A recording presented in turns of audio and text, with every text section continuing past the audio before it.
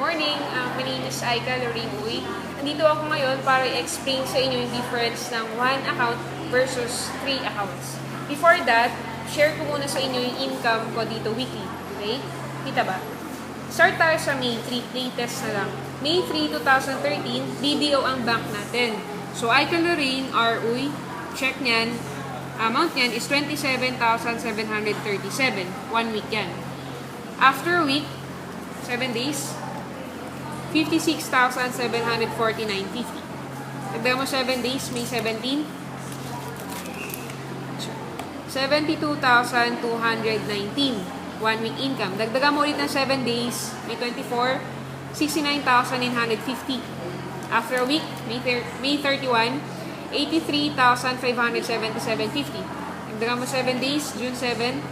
114,112.50 cents. 7 days, 88,100 pesos. Dagdagan mo 7 days, June 21, 101,583 pesos. Dagdagan mo 7 days, June 28, 89,400 pesos. 7 days ulit, July 5, 164,162.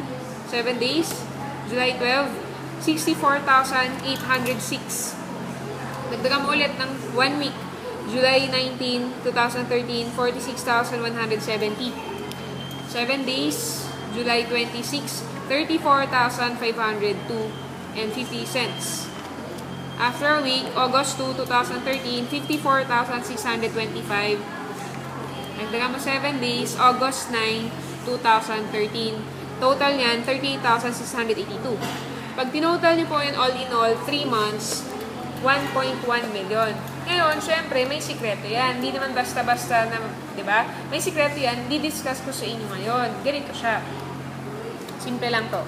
Compare natin kapag naka 1 account ka lang or naka 3 accounts ka. 899 per account. Ilalabas mo dito, times 3, syempre, more or less, 28,000 yan. Pag isang account ka, lalabas mo 899. Okay, compare natin. For example, may pumasok na 20 na tao sa'yo. Pag 1 account ka lang, syempre yung 20 na tao, hahatiin mo yan para pumares ka, 10-10. Tama? Magpe-pair yan, ilan yan? 10 pairs. Pag pumares yan, 1-5 isa, ilan yung pairing mo? Ilan yung kikitain mo? 15,000. Take note, kapag naka 1 account ka, sa 20 tao, kikita ka ng 15,000. Compare naman natin kapag naka 3 accounts ka. Pag naka 3 accounts ka, syempre, yung 20 na tao, di-distribute mo yan, 5 dito, 5 dyan, 5 dyan, 5 dyan. Ikaw to, may left and right yan. Left and right yan, magpa-pair 5 plus 5, ilan po? 10. Diba ikaw din to, second account, may sariling left and right yan.